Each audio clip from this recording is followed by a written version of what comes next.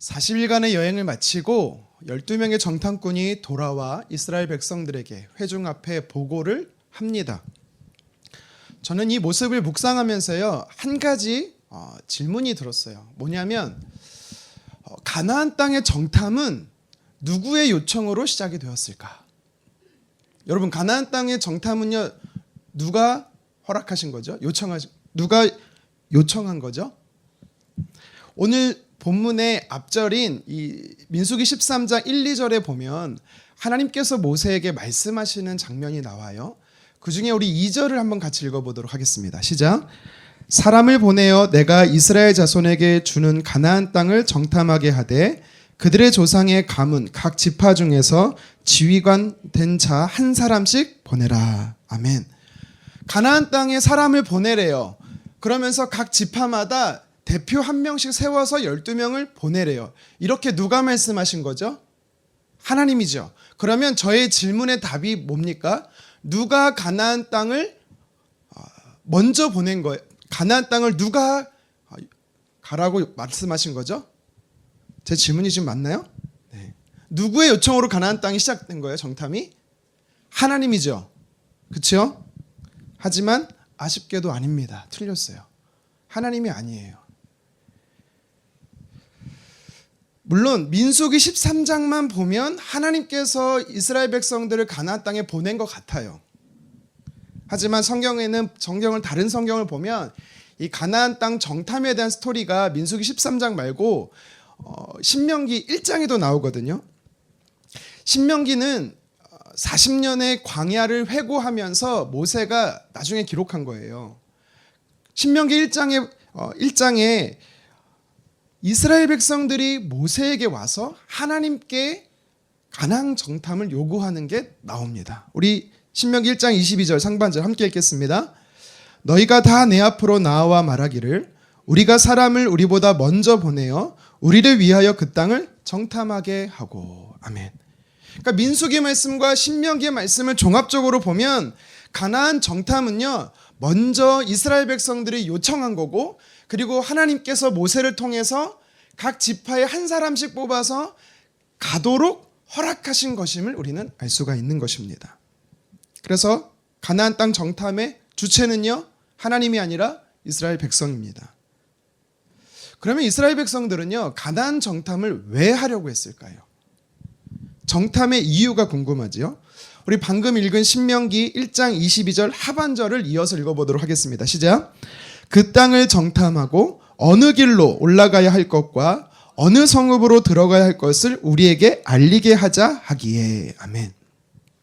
출애굽 이후에 본격적으로 이 광야 생활이 시작됐어요.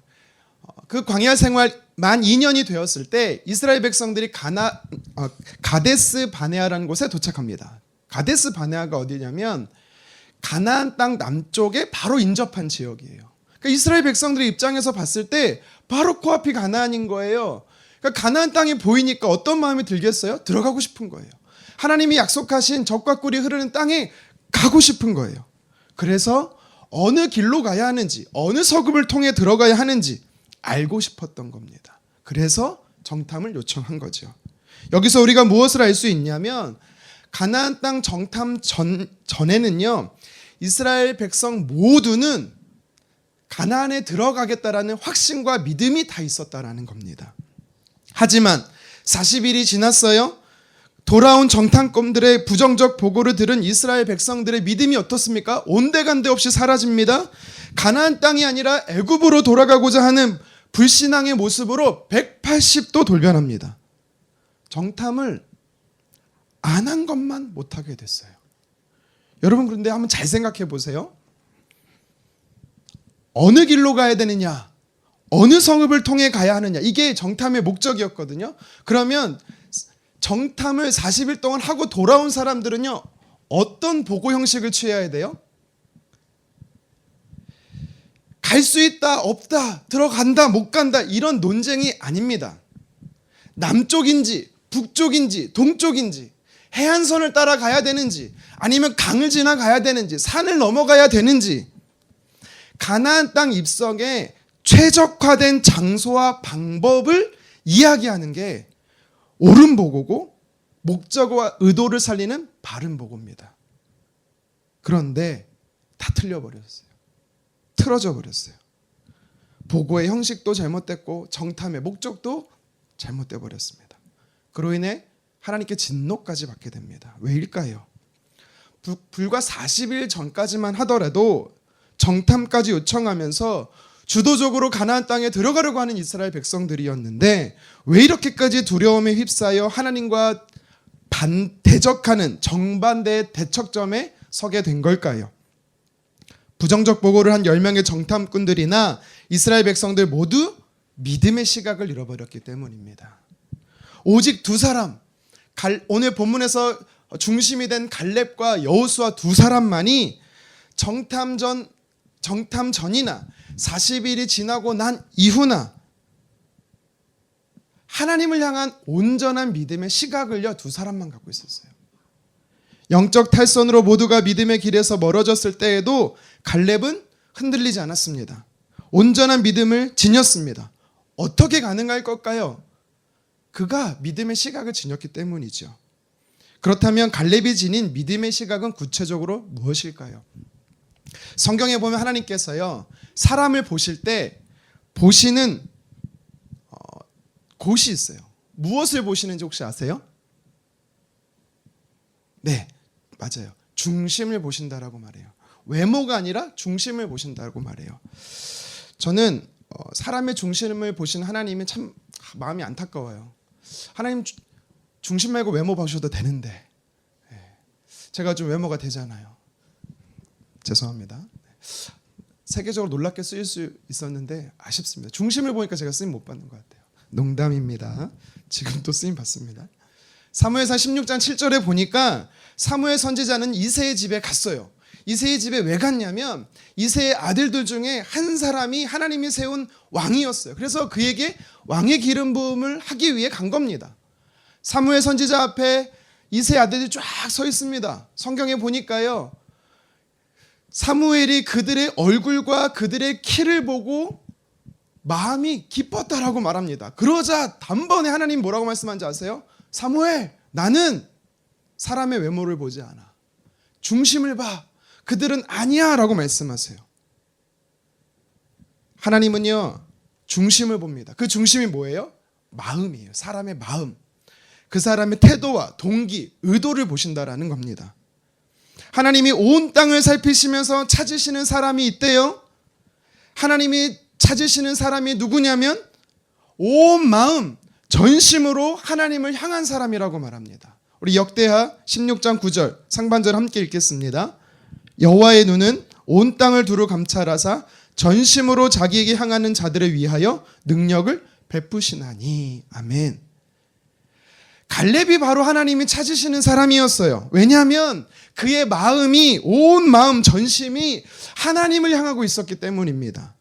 하나님께서 가나안 정탐을 하고 돌아왔던 그리고 보고한 사람들 중에 유일하게 칭찬하시고 긍정적 평가를 내린 사람이 갈렙이거든요. 하나님 뭐라고 말씀하는지 아세요? 민수기 14장 24절 상반절 함께 읽겠습니다. 그러나 내 종 갈렙은 그 마음이 그들과 달라서 나를 온전히 따랐은즉. 마음이 온전히 나를 따랐다는 거예요. 전심으로. 그래서 하나님께서 기뻐하셨다라는 겁니다. 하나님이 볼 때 그의 마음이 나를 향하고 있었다라는 거예요. 갈렙이 항상 마음에 지니고 있었던 것이 있어요. 그의 영적 시각이 있어요. 그것이 무엇인지 아십니까? 하나님의 뜻입니다. 하나님의 뜻.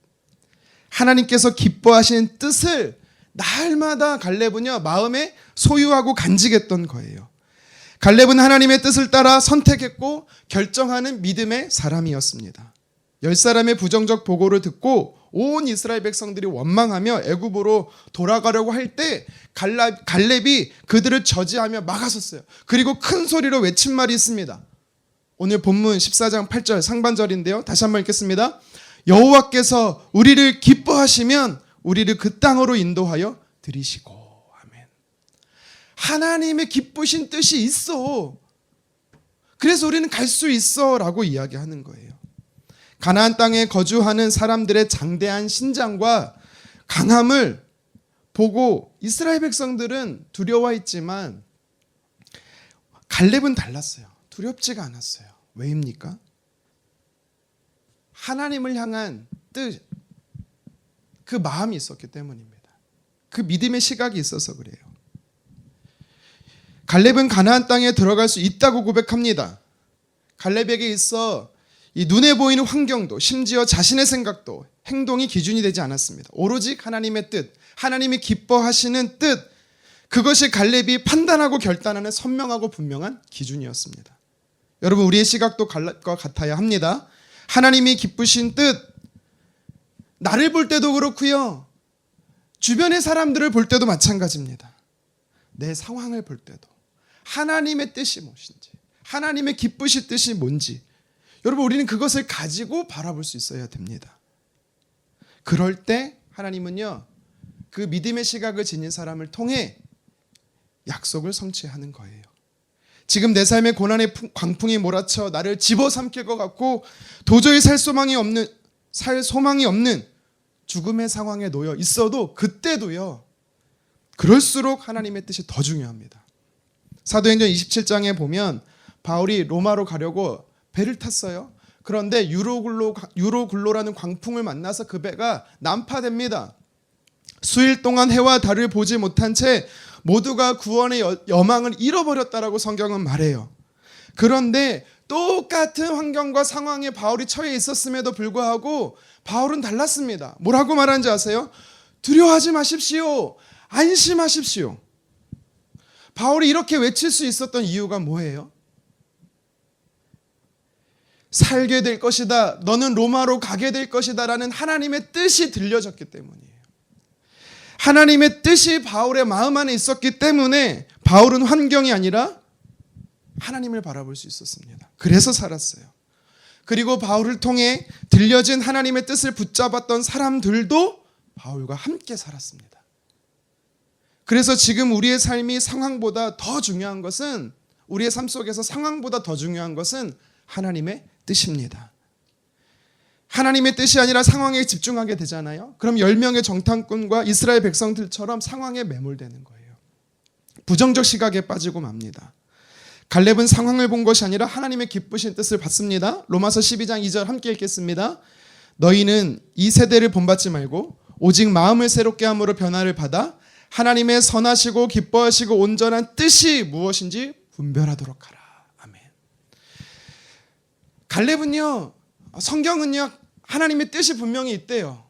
그래서 갈렙은요, 하나님의 뜻이 뭔지를요, 분별한 거예요.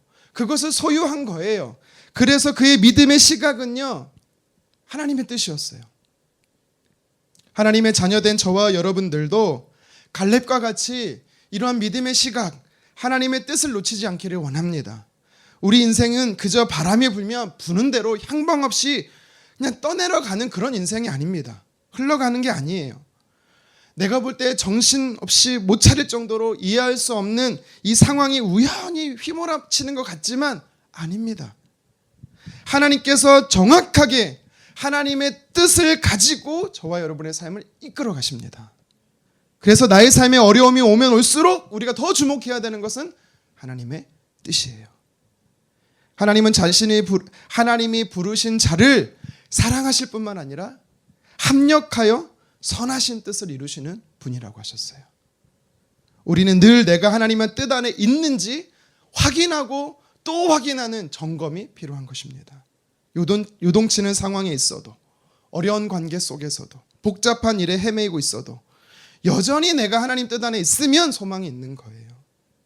하나님의 뜻이 구름 기둥과 불 기둥이 되어서 저와 여러분들의 삶을 이끌어 주실 것입니다. 하나님의 뜻은 우리 인생의 내비게이션인 것입니다. 제가 운전을 하다가 한눈을 팔아서요, 길을 헤매기도 하고 길을 잃어버린 경험도 있습니다. 아마 저와 같은 비슷한 경험을 해보신 분들 많을 겁니다. 여러분, 그때 어떻게 해야 돼요?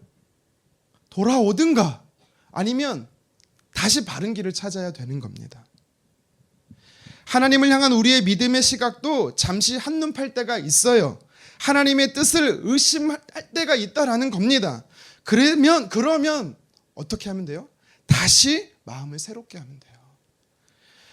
마음을 새롭게 한다는 건 하나님의 뜻으로 돌이킨다라는 거예요. 그렇지 않으면 10명의 정탐꾼과 이스라엘 백성들처럼 하나님을 대적하는 마음, 불신의 마음을 지니게 되는 겁니다. 하나님의 뜻에 우리의 영적 신경이 곤두서 있기를 간절히 원합니다. 하나님의 뜻을 따라 가나안 땅에 입성했던 이 갈렙과 같이 저와 여러분들도 하나님의 뜻을 쫓아 살아서 하나님의 영광에 동참할 수 있기를 간절히 원합니다.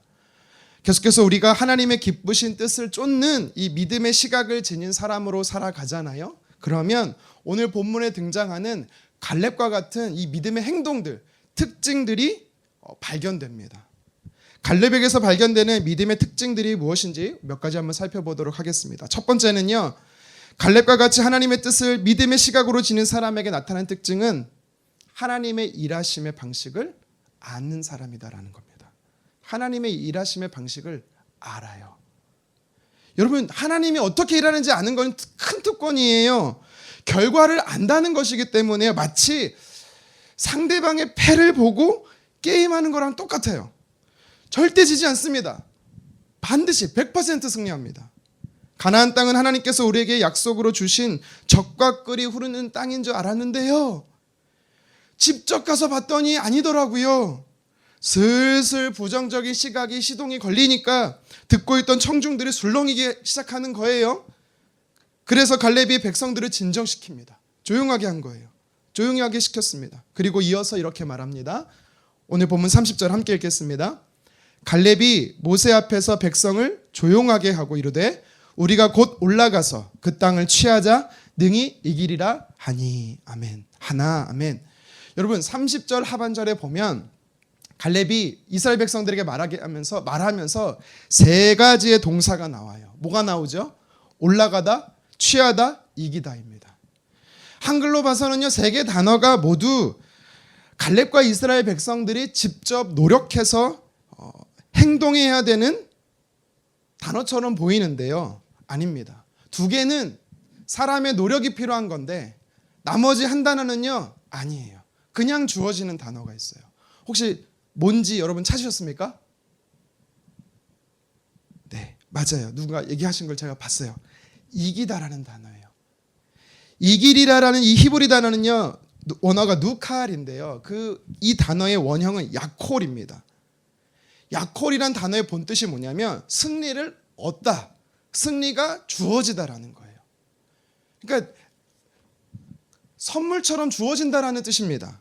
그래서 갈렙이 이야기한 30절 하반절을 다시 이렇게 재해석해서요, 우리는 읽을 수가 있어요. 자막을 통해 함께 읽어보도록 하겠습니다. 우리가 곧 올라가서 그 땅을 취하자 확실한 승리를 주시리라. 아멘. 여러분, 이렇게 하니까 더 이해가 쉽죠?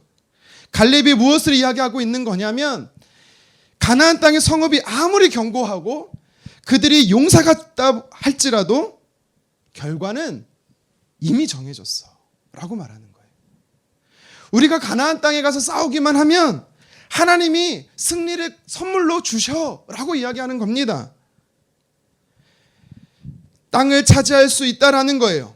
제가 조금 과장 섞어서 이야기할게요. 이스라엘 백성이 눈을 감고 칼을 휘둘러도요, 적군이 스스로 와서 그 칼에 찔려 죽는 겁니다. 화살을 아래다 쏴도요, 땅에다고 향해도 쏴도요, GPS가 달렸는지 그 화살이요, 숨어있는 적군을 알아서 찾아내갖고 찌르는 겁니다. 여러분, 말이 됩니까? 너무 과장법인가요? 제 말이 더 현실적일걸요. 가나안 땅에 들어가서 정복전쟁의 내용의 스토리가 여호수아서에 나오잖아요. 여호수아 6장에 보면 첫 번째 전투가 나옵니다. 여리고성 함락 전투가 나와요. 그런데 이스라엘 백성 한 게 뭐예요? 사실 전투가 아니에요. 그냥 며칠을요 돌기만 했어요. 그러더니 갑자기 야 하니까 난공불락 요새가 와르르 무너지는 겁니다. 무엇을 이야기하는 거죠? 하나님이 승리를 그냥 주신다라는 거예요. 주셨다라는 겁니다. 갈렙은 이거를 알고 있었다라는 거예요. 또 여호수아 10장에 보십시오. 이스라엘 백성들이 아모리 연합군을 물리치기 위해서요 기브온으로 갑니다. 근데 이스라엘 백성을 보고 그들이 도망쳐요. 도망치는 자들을 이스라엘 백성을 쫓습니다. 그랬더니 성경에 어떤 일이 벌어졌대요? 하늘에 큰 우박이 내렸대요. 큰 우박이 내려서 그 아모리 연합군은요 싸그리 진멸했대요. 근데 너무 웃기지 않아요? 계속 쫓아가고 있는데 우박은 이스라엘 백성들에게 안 내려요. 이스라엘 백성이 달려가는 속도와 똑같이 같은 방향으로 우박이 가고 있었던 거예요. 어떻게 이런 기적 같은 일이 일어날까요? 무엇을 말하는 겁니까? 하나님께서 승리를 그냥 주신다라는 거예요. 이게 끝이 아니죠. 여호수아가 하늘을 향해 뭐라고 말합니까? 태양아 기브온에 머물러라. 달아 아얄론 골짜기에 머물러라. 그랬더니 성경이 뭐라고 기록되어 있어요? 태양도 달도 잠시 머물렀대요. 과학자들은 절대 일어날 수 없는 불가능한 일이라고 말하지만 천지를 창조하시고 지금도 운행하시는 하나님은요 왜 멈추지 못하시겠어요? 저는 실제로 있었던 일이라 믿습니다. 제가 굉장히 논리적이고 이성적이고 합리적이고 과학적인 사람인데도 믿어져요. 사람의 상식으로 믿기 힘든 기적 같은 일들이 이스라엘 백성들에게 일어나요. 일어났어요. 갈렙은요 하나님을 향한 믿음의 시각이 있었더니 하나님의 뜻을 소유했더니 마음에 소유했더니 하나님의 어떻게 승리할 것인지 일하실 것인지를 알고 있었다라는 겁니다. 본문 30절에 승리가 주어진다 이 표현 자체가 바로 이것을 이야기하고 있는 것입니다. 하나님의 뜻을 하나님의 기쁘신 뜻을 소유하고 있는 사람은요 결과를 아는 자들이에요. 하나님이 어떻게 일하시는지를 알고 있는 자예요. 우리가 아직 천국을 경험해 보지 못했습니다. 하지만 우리는 알잖아요. 하나님께서 우리에게 천국을 주실 것을 우리는 확신하잖아요. 똑같은 겁니다.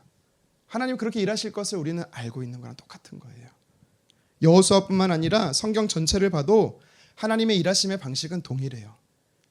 하나님은 사람을 통해 일하시는데 하나님의 뜻에 순종하는 자를 통해 하나님 역사하십니다. 이것이 창세기부터 계시록에 이르기까지 공통적으로 말씀하시는 하나님의 일하심의 방식입니다. 갈렙은 그래서 우리가 올라가자라고 외친 겁니다. 그냥 올라가자라고 외친 게 아니에요. 30절에 보면 정확한 워딩이 뭐예요? 다시 한번 읽어보겠습니다. 우리가 곧 올라가자. 곧이란 단어가 나와 있어요. 이게 되게 중요합니다. 우리가 즉시 올라가자. 우리가 반드시 올라가야 한다라는 뜻이에요. 하나님의 뜻, 믿음의 시각을 지녔던 사람은요 반드시 순종합니다. 하지만 하나님의 뜻, 영적 시각을 소유하지 못한 사람은요 절대로 순종하지 않아요. 불순종합니다. 그래서 저와 여러분들이 하나님의 뜻을 소유한 사람인지 아닌지 알 수 있으려면 하나님의 말씀에 순종하는지 안 하는지를 보면 알아요. 순종하지 않는다, 불순종한다라는 것은요 그 사람 마음 안에 하나님의 시각, 하나님의 뜻이 없다라는 겁니다. 잃어버렸다라는 반증이에요. 10명의 정탐꾼과 이스라엘 백성들이 바로 하나님의 뜻을 잃어버렸어요. 하나님의 일하심의 방식도 잊어버렸고 하나님께서 어떻게 행하실지 기억지 못했어요. 불순종하게 된 겁니다. 31절에 볼까요?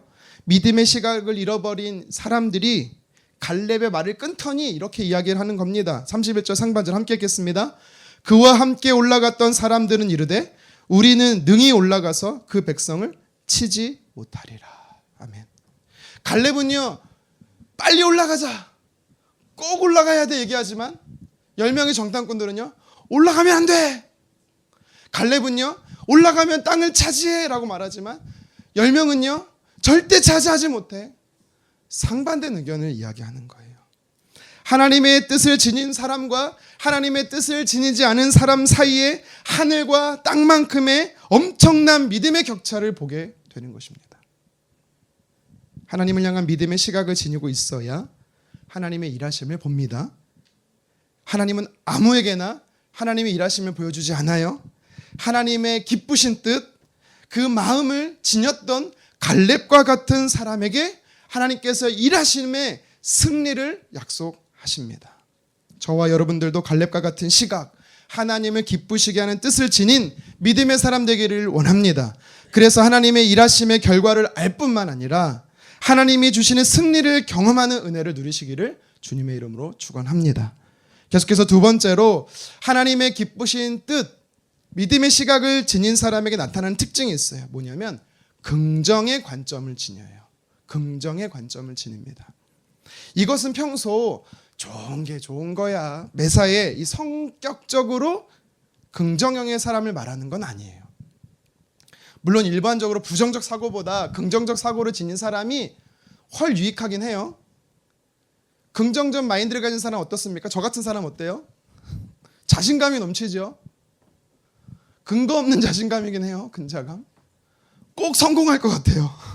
하는 일마다 잘 될 것 같아요. 적극적이고 진취적입니다. 어떤 공동체에서든 앞에서 일하고 실패를 두려워하지 않습니다. 그런데 반대로 부정적 사고를 지닌 사람은 어떻습니까? 소극적이죠. 의기소침합니다. 비관적 태도를 지니고 있고 부정의 언어를 많이 사용해요. 앞에서 일하기보다는요, 뒤에서 일하는 사람을 평가합니다. 문제가 생기면 숨어요. 도피합니다. 물론 긍정형, 부정형 두 사람 모두 우리에겐 필요해요. 하지만 긍정형 사람이 더 유익할 수 있어요. 그런데 오늘 성경이 말하는 이 긍정의 관점을 지닌다라는 것은요, 세상에서 말하는 이런 긍정적 사고를 지닌 사람을 이야기하는 게 아니라 하나님의 뜻, 믿음의 시각을 지닌 갈렙과 같이 하나님께서 주시는 긍정의 관점을 지니는 사람을 말하는 겁니다. 민수기 14장 8절을 다시 한번 읽어보도록 하겠습니다. 여호와께서 우리를 기뻐하시면 우리를 그 땅으로 인도하여 들이시고 그 땅을 우리에게 주시리라. 이는 과연 젖과 꿀이 흐르는 땅이니라. 아멘. 일반적인 긍정적 사고를 지닌 사람은요, 자신의 이 자신감은요, 그 근거가 어디서 오냐면 본인 자신에게서 와요. 하지만 하나님이 주시는 긍정의 관점을 지닌 사람은요, 그 자신감은요, 본인에게서 오지 않습니다. 하나님의 말씀에서 오는 거예요. 갈렙은 하나님의 기쁘신 뜻을 계속해서 마음에 소유했더니 정탐을 마치고 돌아왔음에도 불구하고 여전히 가나안은 하나님이 주신 땅이 맞습니다. 젖과 꿀이 흐르는 땅이 맞습니다. 믿음의 고백을 하고 있는 거예요. 하나님이 주신 마음이에요. 사람이 지닌 자신감은 오래가지 못해요. 한순간에 허망하게 무너질 수 있어요. 그런데 하나님으로부터 흘러나온 자신감을 지닌 긍정형 관점을 지닌 사람은요, 갈렙처럼 항상 당당하고 안정감이 있어요. 그리고 갈렙처럼 다른 것을 보게 돼요. 육신의 눈으로만 세상을 보지 않고 하나님의 시선으로 세상을 보게 됩니다. 하나님의 뜻을 잃어버린 10명의 정탐꾼들은 어떻습니까? 그들은 무엇을 보았습니까? 하나님이 보게 하시는 땅을 본 게 아니라 성벽의 견고함을 받고 사람의 장대함을 보았습니다. 순전히 인간적인 시각으로 본 거예요. 그랬더니 10명의 정탐꾼들은 32절에 가나안 땅은 거주민을 삼키는 땅이라고, 저주의 땅이라고 악평을 했던 거죠. 그래서 그들은 하나님의 뜻과 반대되는 절대 가나안에 들어갈 수 않겠다라는 결론에 이르게 되는 겁니다. 그렇습니다. 하나님의 뜻을 간직하지 못하면 정작 봐야 할 것을 보지 못하고 보지 않아도 되는 것을 보게 된지요. 그로 인해 하나님의 뜻에서 멀어지게 됩니다. 부정적 관점을 지니게 됩니다. 저와 여러분들은 하나님께서 보게 하시는 것을 봐야 합니다. 우리가 하나님이 보게 하시는 것을 볼 수 있으려면 어떻게 해야 돼요? 하나님을 향한 믿음의 시각이 있어야 돼요. 하나님의 기쁘신 뜻을 간직해야 돼요. 나를 향해서뿐만 아니라 다른 사람을 향해서도, 가정에서도 마찬가지고요, 교회 공동체에서도 마찬가지입니다. 하나님이 주시는 긍정의 관점을 가지고 하나님 보게 하시는 것을 봐야 돼요. 그렇지 않으면 하나님의 뜻이 내 안에 없으면요, 볼 필요도 없고 보지 말아야 되는 것만 보게 돼요. 이상하게. 누군가의 약점, 누군가의 단점, 부족함, 못하는 것, 그것만 보입니다. 하나님의 뜻이 내 안에서 사라지잖아요. 두려워지고 부정적이 되는 겁니다. 10명의 정탐꾼은 하나님의 기쁘신 뜻이 사라졌더니 영적 시각을 잃어버립니다. 가나안 땅에 사람을 두려워합니다. 그 땅을 싫어하고 그 그 땅을 준 하나님을 원망합니다. 하나님께 불평하고 가나안 땅에 들어가지 않겠다라는 부정적 시각을 가져요. 이 부정적 관점이 파급력이 엄청나요. 전염병처럼 빠른 속도로 퍼지잖아요. 이스라엘 공동체는 10명의 정탐꾼의 부정적 보고를 듣고는 마음이 흔들렸어요. 갈렙의 이야기, 믿음의 보고는요, 귀에 들어오지도 들으려고 하지도 않습니다. 사람은 죄성을 가지고 있어서 그렇습니다. 믿음의 이야기는 금방 잊고 불신앙의 이야기는 오래 간직해요. 이게 죄성의 특징이에요. 아무리 많은 칭찬과 99번의 좋은 말을 해도요, 한 번의 나쁜 말을 오래 더 간직하는 거 아세요? 그 영향을 크게 받는 거 아세요? 이 어둠의 파급력이 센 이유는 죄로 인해 세상이 타락해서 그렇습니다. 가나안 땅을 악평한 10명의 정탐꾼들은 모두 재앙으로 죽었습니다. 하나님의 기쁘신 뜻 안에서 멀어진 삶이 얼마나 무서운 결과를 초래하는지 여러분 우리는 알아야 돼요. 오직 하나님의 뜻, 그 기쁘신 뜻을 소유하는 사람, 그 사람은요, 하나님이 주시는 긍정의 관점을 지니게 됩니다. 갈렙과 같이, 여호수아와 같이 하나님이 기뻐하시는 긍정적 보고를 할 수가 있게 돼요. 그래서 저와 여러분들도 항상 하나님의 뜻을 지니고 하나님이 주신 긍정의 관점으로 보고 고백할 수 있는 자들 되기를 간절히 원합니다.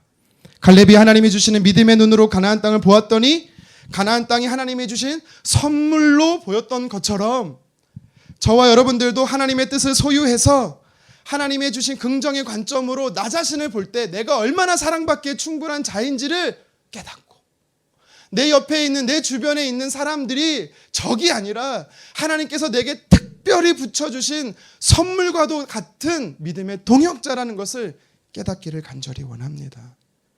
약속의 땅인 가나안에 들어간 갈렙과 같이 이 땅의 삶이 하나님이 약속하신 가나안 땅이 되기 원합니다.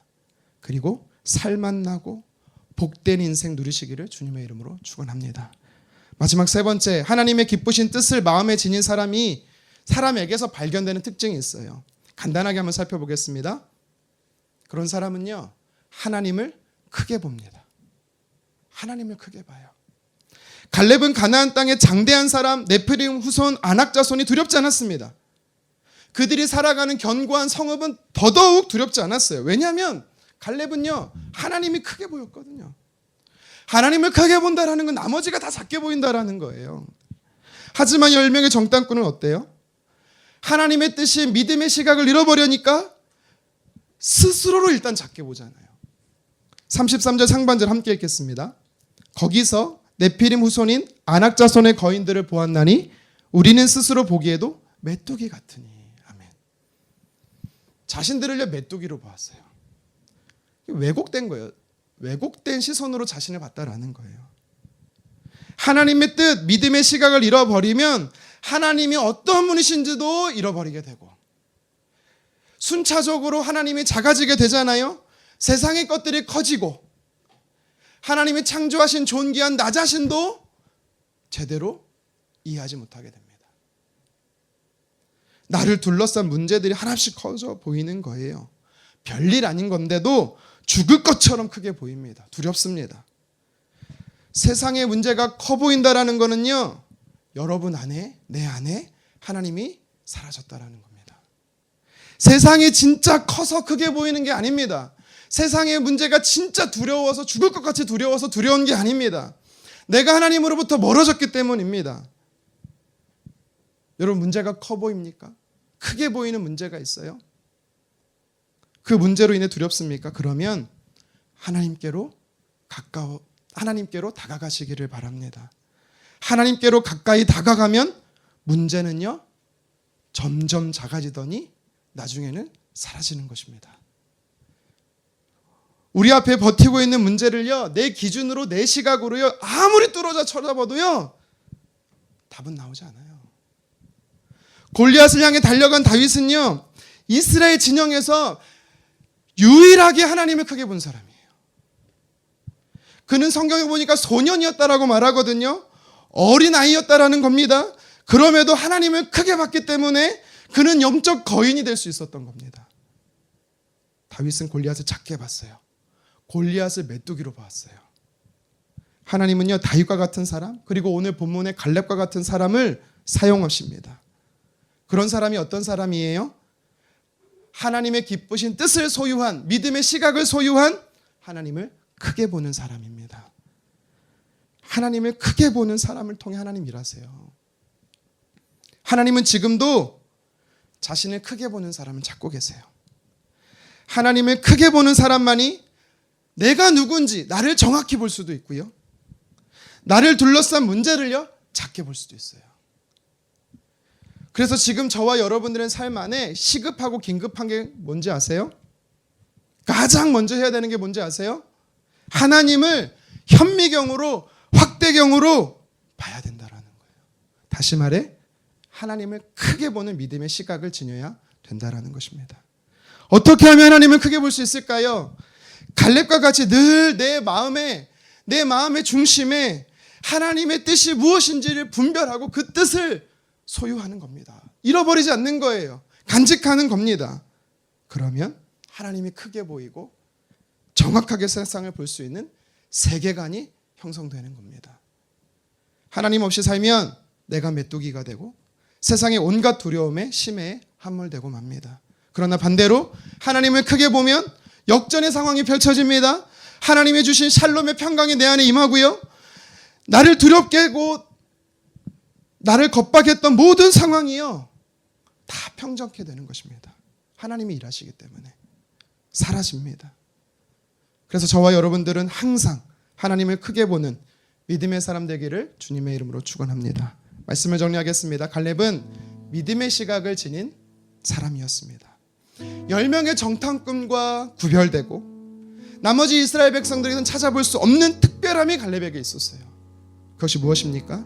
하나님의 뜻, 그 기쁘신 뜻을 항상 마음에 품고 간직하며 살았던 겁니다.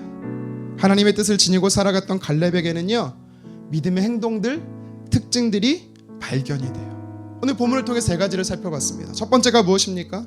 하나님의 뜻을 지닌 사람은, 갈렙 같은 사람은요 하나님이 어떻게 일하시는지 일하심의 방식을 알아요. 결과를 알아요. 이스라엘 백성들이 약속의 땅에 가기만 하면 선물처럼 하나님이 가나안 땅을 주신다라는 거예요.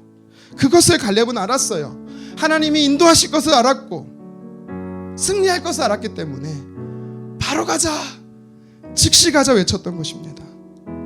조금의 망설임도 갈렙에게는 없었습니다. 하나님의 뜻을 우리가 알면 하나님의 일하심의 방식도 알 수 있게 되고요, 그리고 하나님의 역사도 보게 되는 것입니다. 저와 여러분들이 갈렙과 같이 하나님의 기쁘신 뜻인 영적 시각을 소유해서 승리의 방정식 하나님의 일하심을 경험하기를 간절히 소망합니다. 두 번째로 하나님의 기쁘신 뜻을 지닌 갈렙과 같은 사람들은요 어떤 특징이 있습니까? 긍정적 관점을 소유하며 삽니다. 갈렙은 하나님이 주신 약속의 땅인 가나안을 보고 그 땅을 정복할 수 있다라고 말했어요. 긍정적인 관점이 어디서 왔습니까? 하나님으로부터 왔습니다. 하나님이 주신 그 믿음에서 시작한 거예요.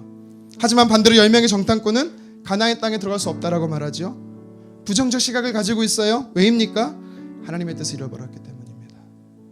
하나님의 뜻을 소유한 사람만이 하나님 보게 하시는 긍정적 시각을 소유하고 하나님이 보게 하시는 세상을 볼 수 있는 것입니다.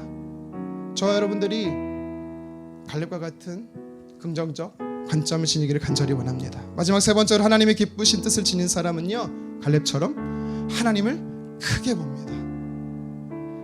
하나님을 작게 보는 사람은 문제를 크게 봐요. 자신을 왜곡합니다. 메뚜기처럼 생각합니다. 반대로 하나님을 크게 보는 사람은요 문제 자체가 작게 보여요. 갈렙은 하나님을 크게 보는 사람이었습니다. 우리도 갈렙처럼 하나님을 크게 보기 원합니다. 그러면 어떻게 해야 합니까? 내 마음을, 내 중심을 하나님의 뜻, 하나님의 기쁘신 뜻으로 늘 채워야 돼요. 분별해서 늘 채우고 순종해야 돼요. 그러면 우리가 믿음의 영적 시각을 소유할 수가 있습니다.